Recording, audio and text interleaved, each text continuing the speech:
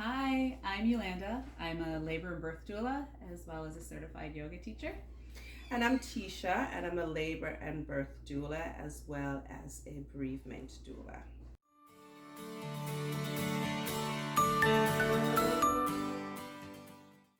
We're here today. We're going to discuss with you and talk to you about prepping some meals during your pregnancy to help in those postpartum weeks make life just a little easier for you while still getting nourishment for your body and your family. Okay, so we're going to be doing two chilies. Well, we're not actually going to make them because, it'll take a while. So I have a turkey chili, white bean turkey chili, and Yolanda has a vegan chili. So we're going to start off with Yolanda is going to talk about her vegan chili, what's in it. So one of my go-to meals is chili. It's one of those meals that I can throw everything in the pot and everyone eats it happily. And it stores great in the freezer.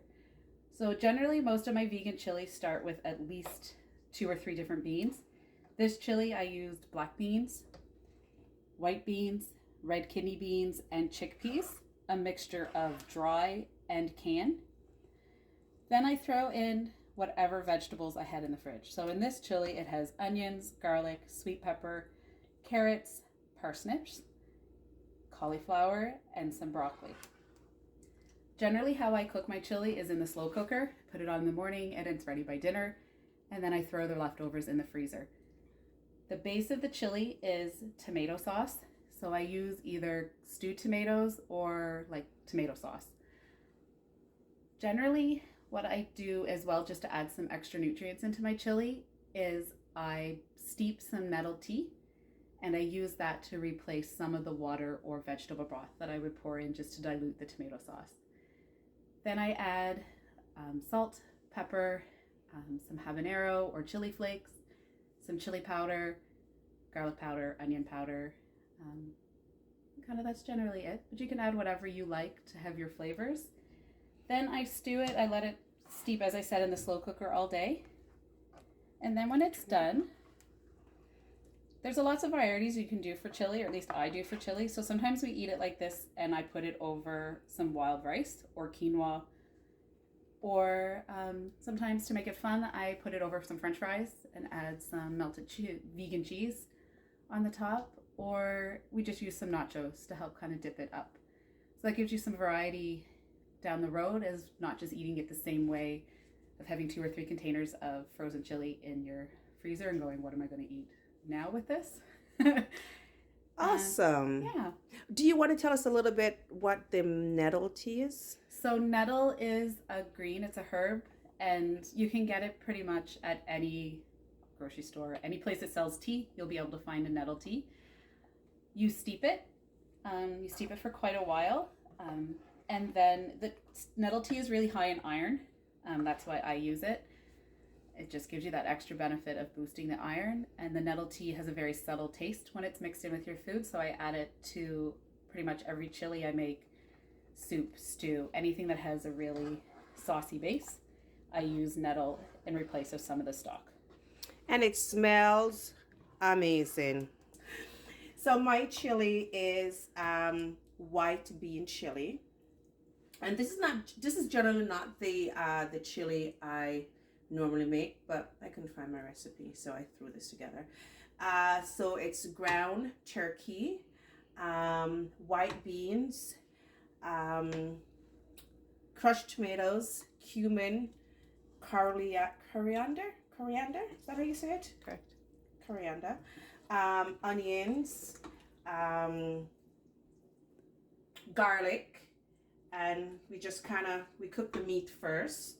While the meat's cooking, we add the onions, a little bit of olive oil, garlic, and I love garlic, so I tend to use more garlic than what's called for. And then with this chili, when it's done, I like to eat it with avocado and tortilla chips. So good.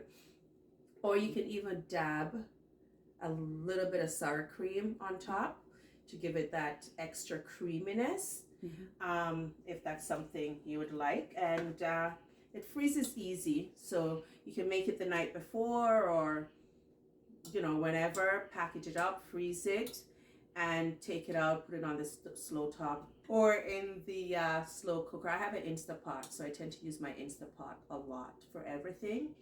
And my family, we're big eaters, so pot of chili like this, there will be no leftovers because they eat like it's going out of style.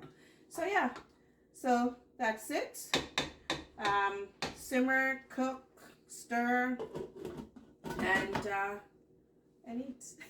It's great to have when you are in those last weeks of your pregnancy to, if you're able to, just put a few meals, make a little extra, or if you do have the leftovers, instead of eating them right away, placing them in your freezer. And then in those first, that first week when life is kind of new and you're tired and you have this brand new baby and you're trying to figure out what to do, or your partner's trying to figure out what to cook, you at least have those meals in the freezer that you can just pull out, reheat, and you're good to go. And another thing too, when it comes to postpartum meals, the easiest, are you in the frame? Should we walk?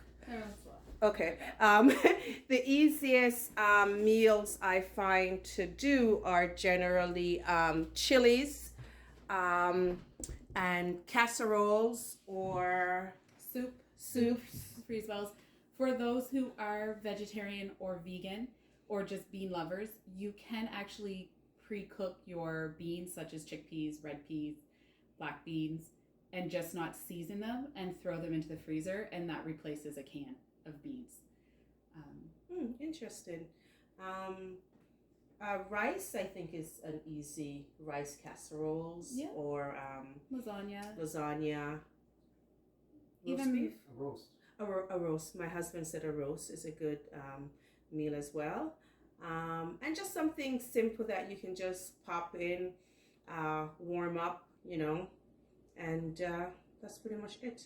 You can also do things like muffins or, breastfeeding cookie, lactation cookies, and freeze those ahead of time, and then just pop them out and even reheat them just slightly in the oven to make them warm.